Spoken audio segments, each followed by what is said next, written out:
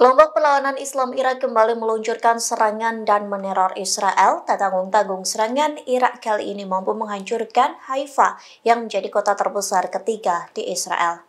Dikutip dari Press TV, Irak mengonfirmasi dan bertanggung jawab atas serangan yang diluncurkan pada Minggu 5 Mei pagi. Irak menyebut serangan kali ini menggunakan rudal jelajah Akrab yang dilakukan dengan kapal pesiar Akrab. Serangan di pagi hari itu mengejutkan pelabuhan Haifa lantaran menjadi porak-poranda akibat lusinan rudal Irak. Pihaknya menyebut serangan itu sebagai kelanjutan perjuangan melawan rezim pendudukan Israel. Serangan itu juga sebagai bukti dukungan terhadap warga Palestina di Gaza dan pembalasan yang dilakukan Zionis. Irak mencatat akan terus menargetkan dan menghancurkan instalasi penting di seluruh wilayah yang diduduki. Kelompok tersebut juga mengatakan akan melawan kepentingan Israel di Laut Mati. Dengan begitu, Irak telah melakukan serangan ke Israel selama 1 minggu berturut-turut.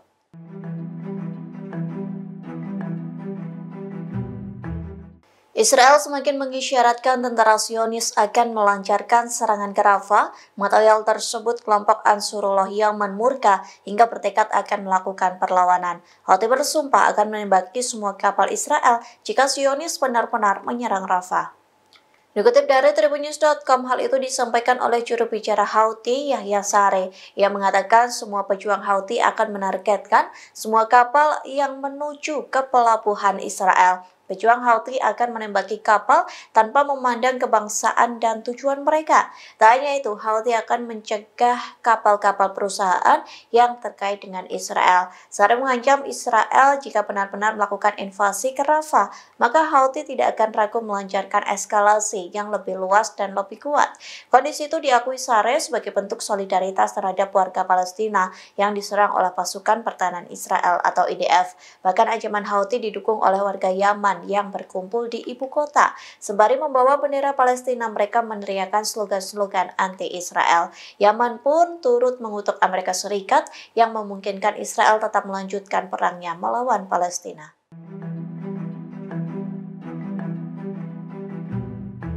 Teknologi mata-mata asal Israel atau spyware disebut sudah masuk ke Indonesia, padahal Indonesia tidak memiliki hubungan diplomatik formal dengan Israel. Adapun cara kerja teknologi pengintai Israel yang masuk ke Indonesia dengan memalsukan situs berita.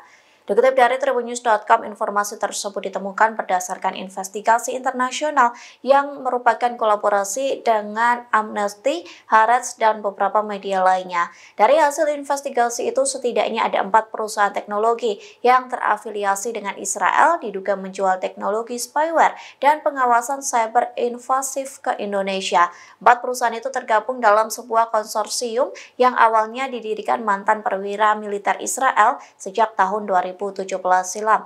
Sebagai contoh, aliansi Intelexa yang selama ini masih aktif terlibat dalam pengembangan dan pemasaran berbagai produk pengawasan, termasuk spyware canggih, platform pengawasan massal, dan sistem taktis untuk menargetkan serta mencegat perangkat di sekitar. Kemudian Candiru yang diduga merupakan salah satu perusahaan pencipta spyware. Diduga mereka bekerja memalsukan situs-situs berita di Indonesia. Dikutip dari Haaretz, Indonesia menjadi salah satu klien Candiru yang sudah terjalin sejak 2018 silam. Dilaporkan Candiru menjual teknologi spyware bernama Sirus yang dapat meretas sistem PC serta ponsel. Sedangkan dalam laporannya, Amnesty menyebut temuan ini menjadi keprihatinan khusus di Indonesia.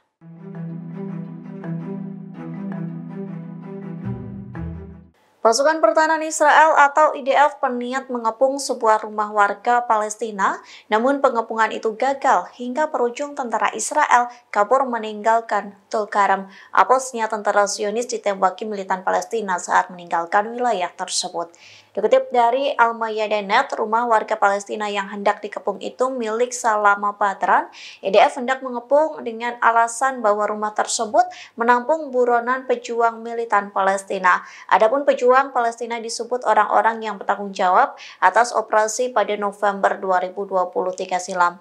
Namun pasukan IDF mundur setelah 12 jam kendaraan militer Zionis mengangkut beberapa orang yang terluka. Oleh sebab itu Israel memutuskan untuk meninggalkan Selatan dan mundur dari Tulkarem di tepi barat. Sayangnya saat meninggalkan lokasi tersebut, militan Palestina terus membombardir tentara Israel. Dilaporkan tembakan itu membuat beberapa tentara Zionis sekarat. Sayangnya baik militan Palestina maupun Israel tak menjelaskan rinci jumlah IDF yang terluka parah.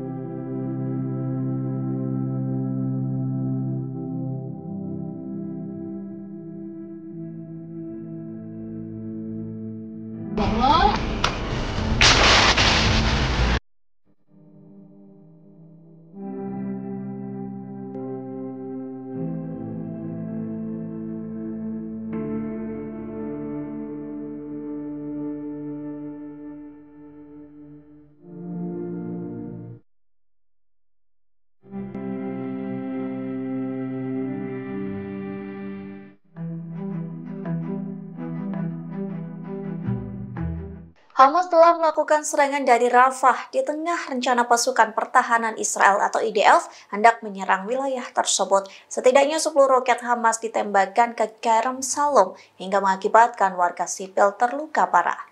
Dikutip dari Haaretz, Hamas mengonfirmasi dan bertanggung jawab atas serangan tersebut. Hamas mengatakan 10 roketnya menargetkan pangkalan militer Israel di wilayah yang berbatasan dengan Gaza. Serangan itu membuat beberapa orang terluka dan langsung dievakuasi. Di antara korban tersebut, tentara Israel juga dilaporkan mengalami luka parah.